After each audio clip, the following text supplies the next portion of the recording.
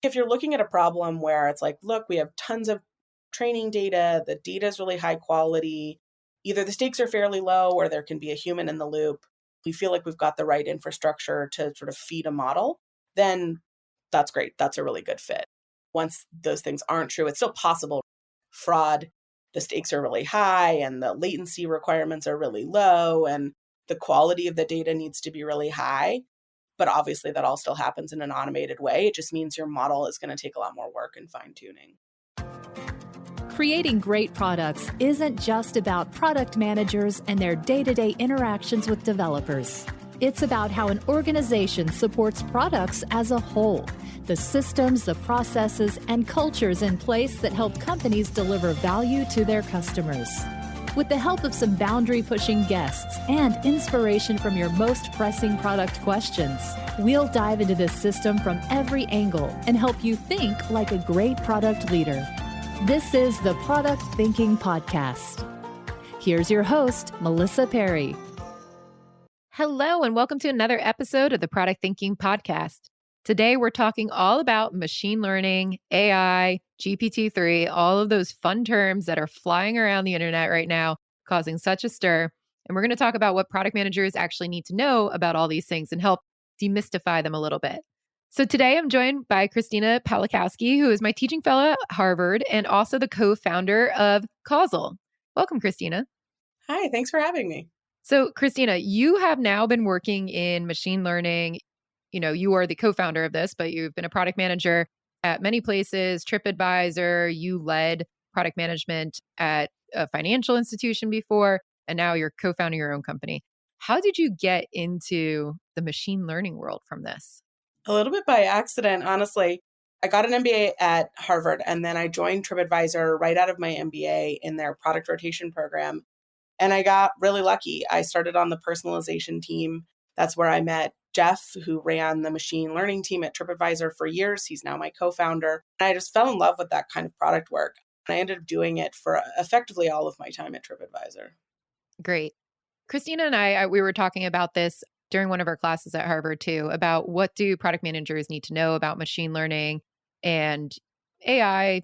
Now we've got GPT-3 hitting the storm of the internet with their chat GPT models. And what we found by talking to a bunch of students is that everybody wanted to do something with machine learning, but a lot of people didn't know what machine learning entailed. So Christina, can you walk us through a little bit about what is machine learning and what problems can you actually solve with it? Like, what are good problems to actually solve with all of these models that we've been hearing about? Yeah, so there's a lot of different ways to sort of summarize machine learning. So the way I think about it is like, essentially, it's can you create an algorithm or a model where you feed this model some data and it comes up with a good prediction? ChatGPT-3 obviously feels like magic. I mean, under the hood, what's happening is it's just generating predictions for the next word in the sentence. I mean, that's really like an oversimplification, but I think like that's the sort of core way I would think about machine learning.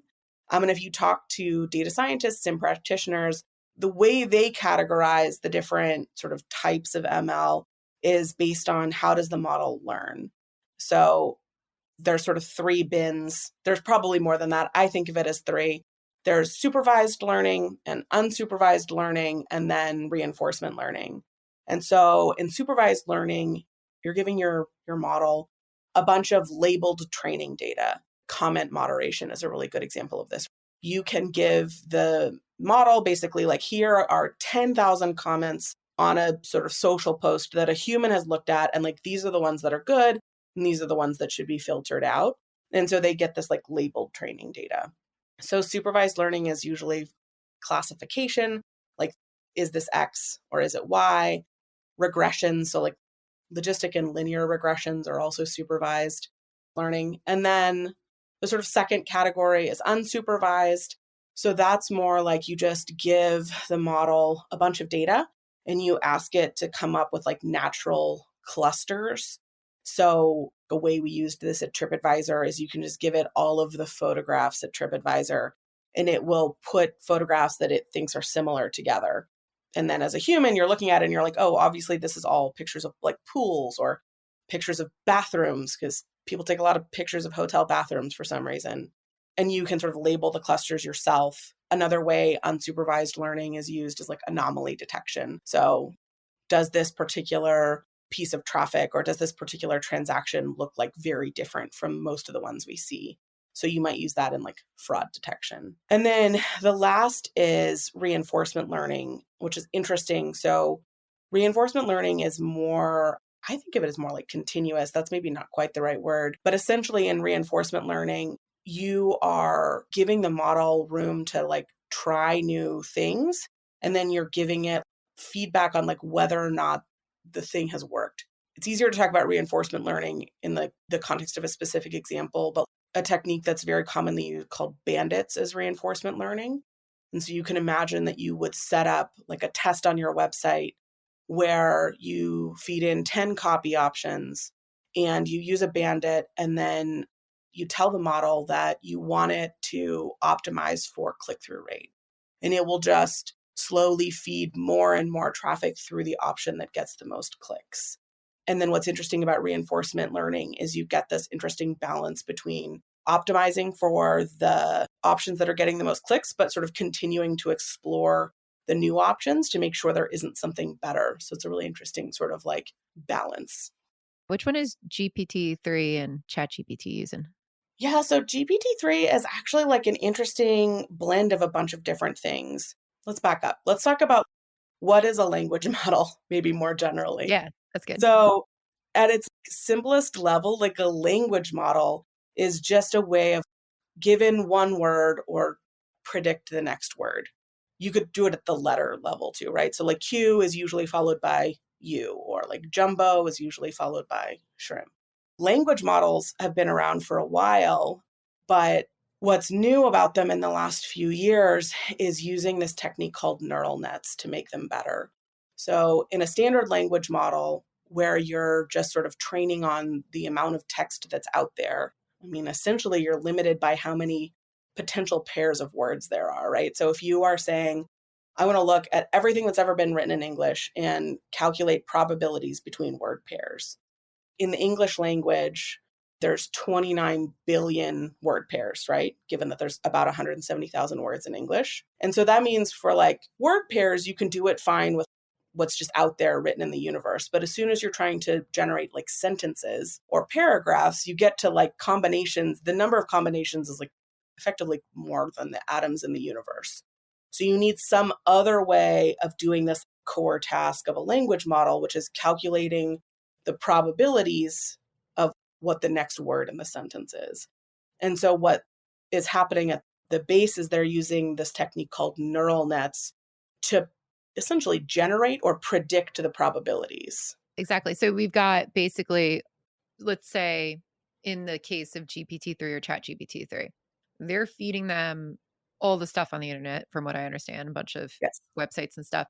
And it's making a language model about what typically follows different words, whether sentence structures, how all these words interact with each other, so that I can start to predict when you ask it a question that this might be the most likely answer based on what it's already read. Yeah. So it's predicting the probability of what comes next. And so we can go into neural nets in more depth if you want. They're sort of roughly speaking modeled on the human brain. They're actually a surprisingly old technique. They're like from the 40s, neural nets. So they've been around a long time. But yeah, essentially you create this sort of fake brain. I hate to call it that because it sounds like weird and science fiction-y, but you create this network of neurons essentially, and you feed all of the English language or basically all the text on the internet through it. And you see if you can get it to produce weights that like accurately predict for a given sentence what word will come next. Yeah. And so then what is happening with GPT-3, generally speaking, is you give it a prompt, it takes that prompt, it generates a word, and then it runs back through, and then it generates the next word. And then it's like recursive isn't quite the right word, but essentially at every step, it's taking all of the text it's already generated, running it through GPT-3, and then predicting the next word, and then sort of taking all of it and starting over.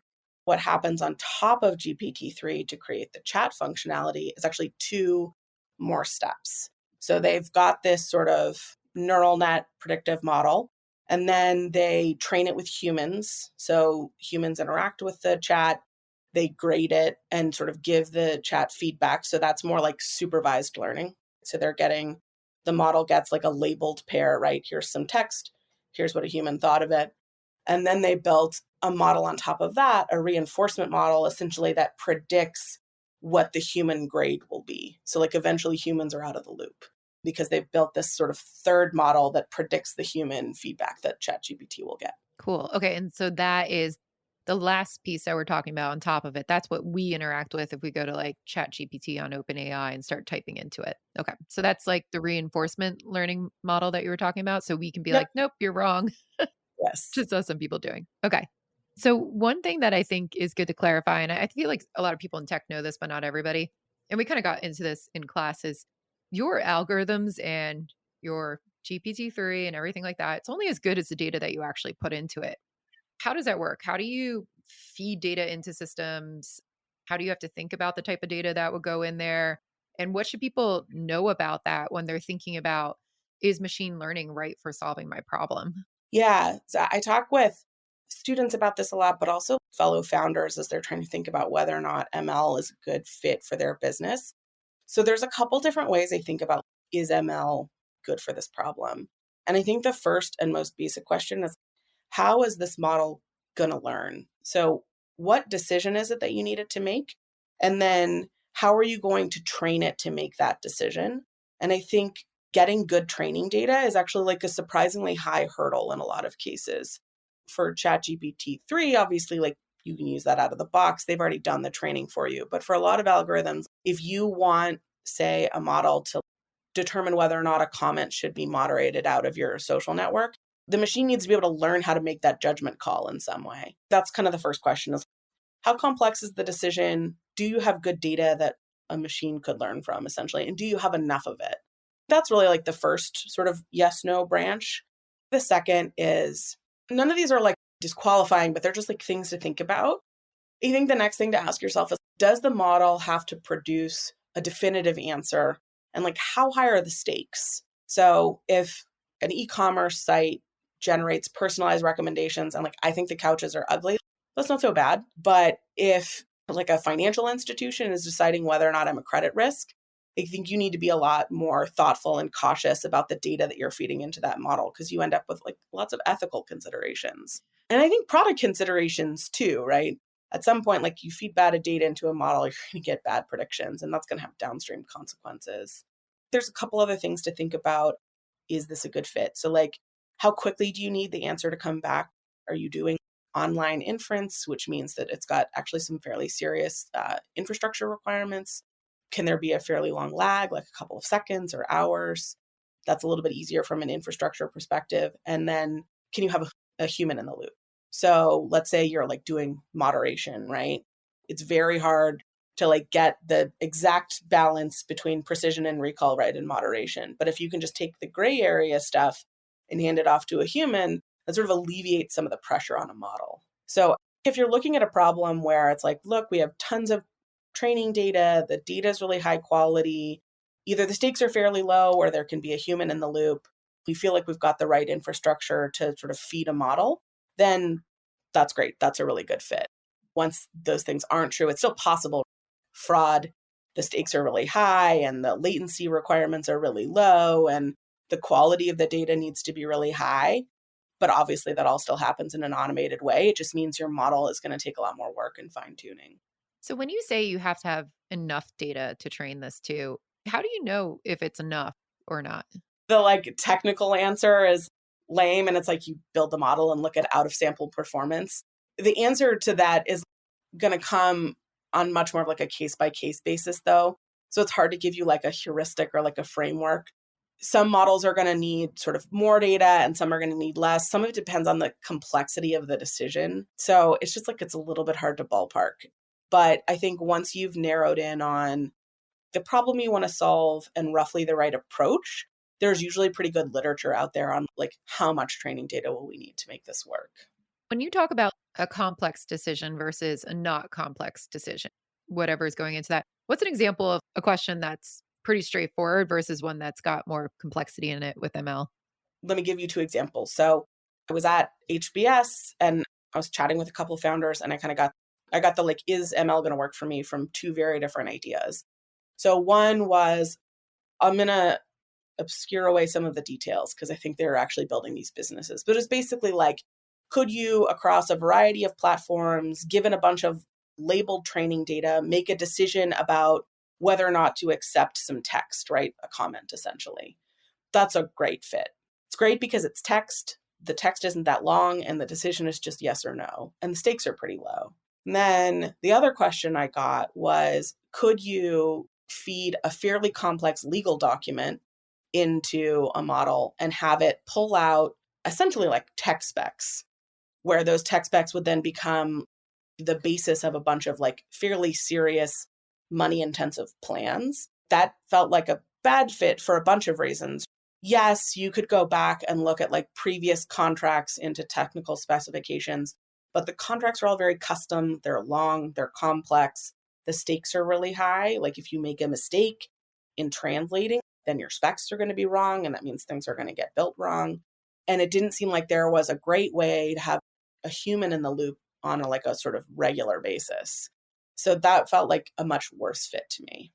Okay. So what I'm hearing from you too is that the higher the complexity, the more you probably need a human in there to double check these types of things. And it brings down the risk as well to make sure that it's right. It does. It also sort of increases the latency, right? Okay. Once a human's looking at it, it sort of knocks it out of the running for being a part of your product where, a user clicks on something and then sees something, right? It's got to be Yeah. to think about That would be like a bad thing if you were doing like automatic fraud detection, like somebody's using your card across the country and you need to shut it off immediately before the charge goes through. You don't want to waste 40 minutes trying to get a person there because the person took your money and left Yes. already. Okay. Yeah. And so I've never done financial fraud, to be clear, but my general sense of how that works is they err on the side of like saying no, and then you can appeal, which of course has downside scenarios as well, right? Like it turns out that you are actually standing at the rental counter and you can't rent a car, but Yeah. It's bad when it doesn't work because yes. it's you. Yeah. But I think that's a good thing to think about in general with ML. And I think it tends to be neglected by people who are new to doing ML in product is like your model is absolutely going to be wrong sometimes. More sometimes than you are probably care to admit.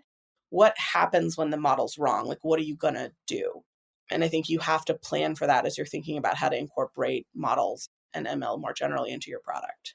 Yeah. And I think that's a really good point too about ethical considerations. So, for those of you listening out there, Christina and I would teach a class on ethics at HBS. And this is where we started getting into these topics about ML. And in the one example that we use, the one case that we use, it is basically healthcare system that's out there. It's not healthcare, it's a software system used by healthcare, let's say, to predict if somebody is an opioid risk or not.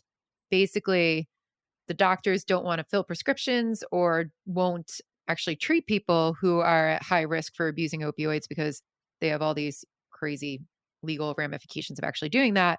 So a software company built an algorithm to predict if people were opioid risks or not. And it turns out in this one case that we were looking at, this woman kept getting denied the medication that she needed. She had all these doctors turn her away and she was not on opioids. She was like, what is going on? This is absolutely insane. And it turns out it was because a algorithm and a model was actually doing these predictions. So they were feeding it all the information. But one of the edge cases they didn't consider when doing all this training data and feeding it in was what happens if you actually prescribe opioids for your pet through the pet owner's name. And that's what was happening. So her pet was on this medication, this pain medication. The pet's like 14 years old, bad hip dysplasia, really suffering. So he's getting all this pain medication, but you can't prescribe something to just a dog. So it went through her and she'd pick it up at the pharmacy. And eventually it fed into the data that she was getting all these opioids and she might be abusing it. So she got cut off from all of her doctors. And in this case, it's a bad ethical consideration for that because the product managers are not picking up and it starts to make you think, right, about how do we do ML? Where do we use it? Why do these things happen? But it's getting back to the point of what Christina was talking about, nobody was thinking about what happens when things go wrong. What could be the edge cases where somebody was not actually an opioid risk? What could come up with a false positive? And that is incredibly important when we're actually training ML data. like Christine was saying? Yeah, for sure. Obviously, in things like finance and healthcare, like the stakes are really high. As we've talked about, like human in the loop is like a good way to deal with some of that, where you're just taking the sort of high risk, the model's very uncertain, and you're just passing it away from a model. You can also do some things where the stakes are like lower and you don't have to provide an answer. When your model's not sure, just don't show product recommendations. That's a very easy fix. Generally speaking, like if you know that you don't want the model to return an answer, if the answer is not very certain, tell your data scientist that. Work with them to figure out what the right threshold is for when the model should return an answer and when it should tell you it just doesn't have a very good prediction. Did you know I have a course for product managers that you could take? It's called Product Institute. Over the past 7 years, I've been working with individuals, teams, and companies to upskill their product chops through my fully online school. We have an ever-growing list of courses to help you work through your current product dilemma. Visit productinstitute.com and learn to think like a great product manager. Use code THINKING to save $200 at checkout on our premier course, Product Management Foundations. If you're a product manager working in ML and trying to train an algorithm, do this type of data, what conversations should you be having with your data scientist? How should you be working with them to make sure that you're taking into account all these edge cases and getting the right training data and getting the right answers? What do you do on a day-to-day basis? I think in some ways it starts in the same way that I think a lot of products should, right? Where you are making sure that there's a lot of clarity and agreement between you and your team about like, what is the problem you're trying to solve? Why are you building this model? What do you think it will do for your customers or for your business? That kind of clarity. I mean, I think it's helpful in all product work. I think it's especially helpful in machine learning and data science because the folks building the models are necessarily making some judgment calls as they go. I mean, it's helpful for them to understand what you're trying to accomplish. So I think that's the first thing. The other things that you should be talking about with them that's just helpful for them to know as they're building the model is we kind of alluded to precision and recall, but that gets to the idea of your model is going to generate false negatives and false positives. How do you want to tune it? Are you trying to avoid false negatives at all cost or like avoid false positives at all cost? Do you want to hit somewhere in the middle? So like thinking about how you want to tune it, I think is a good one. That's something to discuss with them. Explainability is another one. So some kinds of models are notoriously hard to explain what's going on under the hood. Neural nets are a good example of that. Not really sure why neural nets work or like what exactly about them makes them so powerful. So like, do you need to be able to explain the answer that you produce? That's a good thing for them to know. And then I think the last one kind of goes more to like infrastructure requirements, but how much latency can there be in the answer? How fast does the model need to run? Where does it need to run? Because I think once you get into situations where it's, okay, the model needs to run effectively in real time, and we need to be able to serve an answer to our customers in a couple hundred milliseconds, that leads you to like a very different technical architecture than, okay, like we can run this model like every couple minutes and the answers can take up to a couple minutes or hours. Those are just like very different technical architectures. So those are the things I would think about up front. And then we talked a little bit at the beginning too about what did I feel like the difference was between doing machine learning product work as you go on a more ongoing basis versus sort of more traditional product work. Yeah. What were those different areas that you look at? So obviously, one, you're working with a data scientist. That's new for a lot of people. For sure. Also, here's a good question. I'm sure people are out there like, what does a data scientist actually do? Because I'm sure people have worked with developers, but there's probably a lot of people out there who are like, what do data scientists do on a day-to-day basis? How are they involved in the team? How do you bring them into a agile cadence or however you're going to work with them? Yeah. So in a lot of companies, there's two very distinct roles, right? So you have data scientists and machine learning engineers. And sometimes those are like two different teams of people. And then in some cases, and this is what we did at TripAdvisor, we hired people that had sort of both skill sets. And so sort of the life of a model is the first thing you're trying to do is assemble good training data. It turns out for a lot of teams, this takes just an enormous amount of time and effort and heartache. We thought a lot about that at TripAdvisor. It is a lot of that thinking got translated into Causal. So a lot of this sort of horribleness is why Jeff and I are now building Causal. But anyway, you assemble training data so that you've got something to build the model on. And then there is a bunch of work to just sort of build the model itself. So they're trying new techniques, they're doing different runs with different weights, they're trying different kinds of algorithms, just sort of seeing like what the results come back as. And then at some point, that sort of work is done. And then every team is different, but this is a very common handoff point between like a data scientist and machine learning engineer. The model's done, and now it needs to go run somewhere in production. And there's a bunch of work involved there. So whatever training data the model relies on, now that data needs to be assembled and processed and cleaned sort of regularly so the model can be retrained. So that's part of it. The model needs to be able to run in production. So sometimes that means like writing it into a different language or just deploying it. Maybe it's still in Python and they're just deploying it somewhere, and then actually like hooking it into the product. And so Jeff's team covered that end to end. That's not uncommon, but it's also not uncommon for two different teams to handle those sort of two kinds of work. Okay, interesting.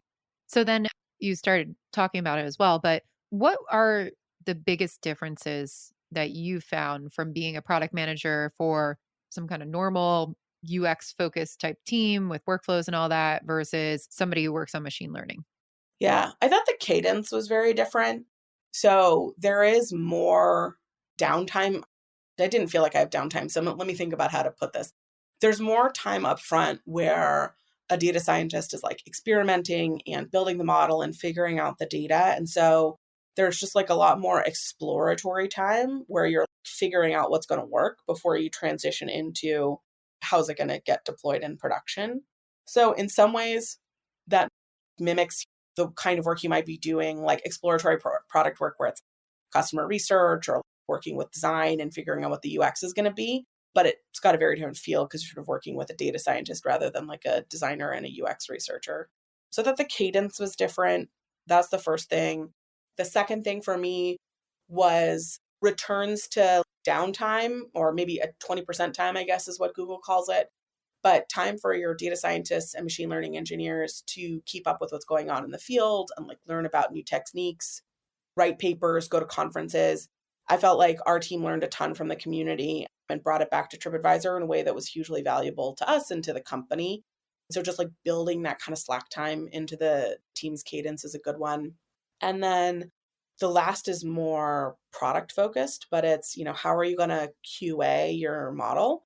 So if you're QAing like a front end change, you're like clicking around and seeing if you can find edge cases, and you can just look at the product in dev and figure out if it's working most of the time. But models are a little bit different. You can do a little bit of that, but there's so many cases, there's so many ways it could work or not work. It's almost impossible to do that in a way that is like manual. So think about like what kind of telemetry do you need in place? Like what do you need to be tracking? What data do you want to have available to you? And then usually one of the things that I was doing when a model was newly deployed was frankly like running a bunch of queries, right? And being like, okay, where are times? I want to know all the things we've recommended to a user. Make sure you're tracking that. And what are some things that just never seem to get clicked on and why? Or like, what are search queries that just nobody ever succeeds when they query this? Like, what's going on? So make sure you've got the telemetry in place that will help you find edge cases in production so you can go investigate them. I think that's really important. And I also think people's heads are probably exploding right now when they heard you say downtime for the engineers to go to conferences and not be on a weekly sprint schedule where they have to deliver a full-fledged algorithm every single week. So here's a question I'm sure people are looking at. Does an agile cadence really work for machine learning when you're building out these algorithms and testing them at the beginning? So we didn't do agile. I think it would have been hard for us. Neither Jeff nor myself particularly like it. We did something that looked a lot more like Kanban. I think it might work if you treat the exploratory part of model building as another, like they talk about like dual track agile, where you treat the exploratory part of model building in the same way that you treat the exploratory customer research UX track in agile. But I think you need to recognize that there is real technical risk. Models might not work. They're going to learn things as they go. It's hard to just like point a new model and have it fit neatly into a sprint. So if you do Agile and you're really committed to that lifestyle, that's fine. You're just going to have to think a little bit about how this different way of working is going to fit into that. What you just said, I think, is really important for people listening and going, well, why can't you do this like with a sprint? Like Agile's the way of working. When we think about Agile risk, and you just said something that really hit home for me on this. When we think about doing biweekly sprints and putting it out to the customer and checking those types of things, what we're really looking for is reducing the risk that it's not the thing that the customer wants. And at a certain point of machine learning, the risk is there because it is, can machine learning give the optimal answer that a customer wants? And we can test that, but we can test that without building a whole machine learning model. We just say, pretend there is a working machine learning. And I think a lot of people get started with this in machine learning when they're doing startups and stuff. But it's like, show them an answer. Did it work? Yay, real time. Cool. But then on the back end, you're like, okay, let's automate this and let's actually build a machine learning model that does this regularly. And then you've got that technical risk that you were talking about, where it's not, is this what my customer expects? It is also like, is this what a human expects? But like, is this correct? Is it giving the right answer? Is it like actually doing what it's supposed to be doing? And that's a different type of risk than just, is this what a customer expects at the end of the day? For sure. Yeah. And I think the idea of technical risk is maybe something that you just don't encounter quite as much. Because I mean, for most of the non-ML stuff I built at TripAdvisor, like we were not wondering if we could build a different login flow. Like we definitely could. Yeah, exactly. You're like, if you know you could do it, just do it. Yeah. So yeah, that makes a lot of sense. Okay. So when you're thinking about all of these ML technologies too, I'm curious to hear, a lot of people are talking about, are robots going to take over the world? Is Chat GPT going to replace everybody's jobs? You know, you're dealing with a lot of this. Causal Labs, you're making tools for people to do this too, right? What's your opinion on the state of where machine learning is going? And is this going to replace everybody's jobs today? Like, how far are we with it? Like, how good is this technology that's out there right now? yeah, I will say first, so like we did a lot of natural language work at TripAdvisor, and I'm really amazed by how far language models have come in the last 5 or 6 years. Robotics is like an interesting like other case. It turns out that hands are actually like very difficult to make. And so robotics is, I think, proceeding in a way that feels very different than maybe what we had all guessed. I don't know that anyone would have guessed that it would be like easier to replace our brains than our hands, but it does kind of seem like that's how it's shaking out. So I don't know if robots are going to come and kill us all. Like if they do, you should know, future robots, that like I'm a nice person and you should spare me. But I think, look, ChatGPT is magical, and I really don't want to like, it's incredible. I don't want to diminish anyone's joy in it. It does have some like really interesting limitations though. It is absolutely untethered from reality sometimes. It does not know how far away Paris and Toronto are.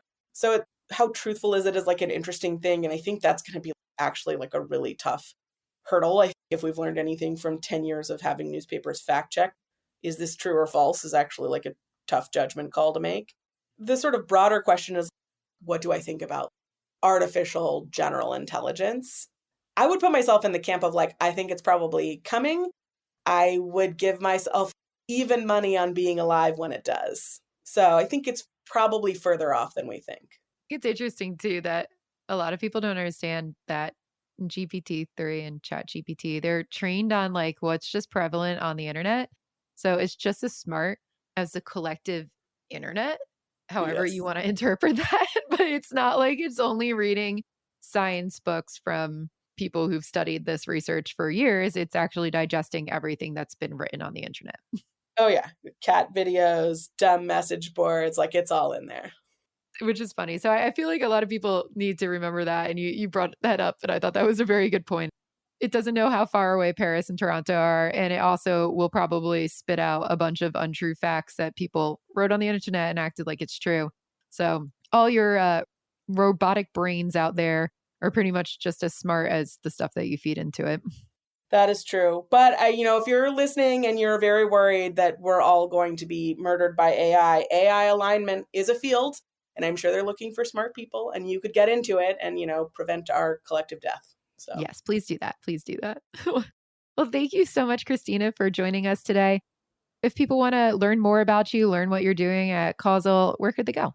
So I'm on Twitter. I would say I'm sporadically active on Twitter. But if you want to chat with me, my DMs are open. So I am at Ceepski, Ceepski. I'm going to spell it again because I think I got it wrong. Ceepski. It's what my brother calls me. I don't know. I picked it 10 years ago. Yeah, that's And why I have Lissy Jean. It's what my mom calls me. I love it. And you can find me on LinkedIn. There aren't that many Christina Pawlikowskis out there. I think I'll be easy to find there. You can check out what we're building at Causal if you want more detail. And we are at causallabs.io. Great. Well, thank you so much for listening to this episode of the Product Thinking Podcast. And if you have any questions for us, we are taking more questions for our next Dear Melissa episode, which is next week. So please go to dearmelissa.com and tell me what you have questions about related to any of this or anything in product management. And we will see you next time.